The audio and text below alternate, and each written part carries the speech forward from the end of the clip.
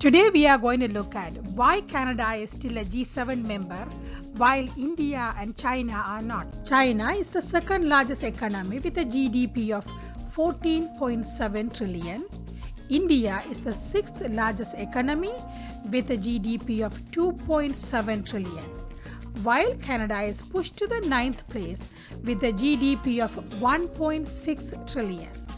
To answer these questions, we must look at what is G7 and its history. The G7 or the Group of Seven is an informal group of seven of the world's largest economies: United States, United Kingdom, France, Germany, Japan, Italy, and Canada. You know, it is not a useless organization as some might think. It has succeeded in overcoming some of the economic and social challenges. For an example, they have contributed significantly to reduce maternal, infant, and child mortality in developing countries, established global funds to fight AIDS, tuberculosis, and malaria, working together on climate change, oceans, and clean energy, tackling intellectual property protection, trying to eliminate unfair trade process, establishing minimum corporate tax rates, and tackling tax evasion, to name a few. Now, look at how G7 that we know today started. To do that, we had to go all the way back to 1973 when finance ministers from US, West Germany, France, and United Kingdom met to discuss and learn about each other's economical challenges in the White House Library. Consequently, it became known as the Library Group, and it is the precursor to G7. They didn't mean to start the union, but they saw the benefit in forming an alliance and invited Japan to join and formed G5 in 1974. The following year invited Italy and formed G6. There was some internal conflict within G5 countries. They didn't see eye to eye on some of the issues. American President Gerald Ford and West German Chancellor Helmut Schmidt thought that the group needed an experienced politician and invited Canadian Prime Minister Pierre Trudeau, Canada's current Prime Minister Justin Trudeau's father. Canada was also the next largest and advanced economy after the G6 members, so Canada made the union and formed G7 in 1976. Wouldn't it be ironic if Canada is booted out of G7 while Justin Trudeau is a Prime Minister? The next year, in 1977, G7 members invited European Union as a guest to attend the annual meeting, and EU has attended every meeting since then. Even though it started out as a pure economic organization, in the 80s the scope changed to include foreign policies and security. Following the dissolution of Soviet Union, Russia joined the G7 in 1977, forming G8. But Russia is an outlier in the group. It lacked in national wealth, financial weight, and liberal democracy. Russian membership was suspended after Russia invaded Ukraine and annexed Crimea in 2014. And Russia chose to permanently depart from the G8 in 2017. This is the short history of how the G7 that we know today formed. This is the past. But what is the future?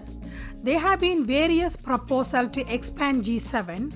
There was even a D10 or Democratic 10 Forum, which included representatives from leading democratic countries like Australia, South Korea, and India, in addition to the G7 countries. The D10 has been considered by some as an alternative to G7. Now to the question of why Canada is still a G7 member. Should Canada worry about getting booted out of G7? No, I don't think so. Why? First, all the other members of the G7 like Canada in their corner, and they want them in G7. Here are a few other reasons. Up until recently, Canada was United States' largest trading partner. Canada and the US share common economic interest. Canada supports US when it's needed it. So America has no benefit of kicking Canada off of G7. Now let's look at the other members. United Kingdom and Canada have a long friendly colonial past and share the same type of government. They are friends. France and Canada shares common French language. Canadian province of Quebec is a little piece of France in Canada. They are friends too. Canada have lucrative trade agreements with Germany and Italy, as well as historical immigration from these countries. Japan and Canada share experience in the auto industry. We are getting a piece from United States. These are all good logical reasons for why other G7 countries won't kick Canada off G7. But there is a reason why they need Canada in G7. Canada is like a little sister to the big brother United States. When he needs support, he can count on his little sister. At the same time, the other 5 members can count on the little sister to keep the big brother in check when he is little too selfish or misbehaving. We saw that take place few years ago. Canada is a peacekeeper, and this is why Canada has a place in G7. Now to the question of why China and India are not part of G7. The answer is easy when it's come to China, because even though it is the second largest economy, it is not a leading democratic country that supports rule-based democratic order. And China was never in the radar for G7. They never invited China to any of the meetings. India, on the other hand, has a potential to make G7 into G8.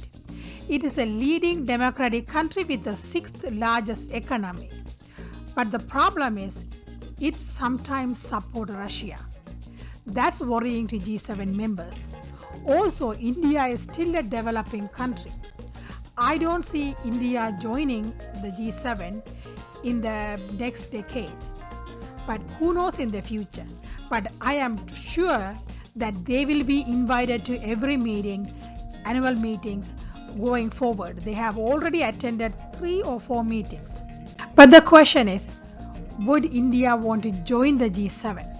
Some argue it is India's best interest to stay away from G7 and maintain the neutral stance in the new Cold War between Russia and the West.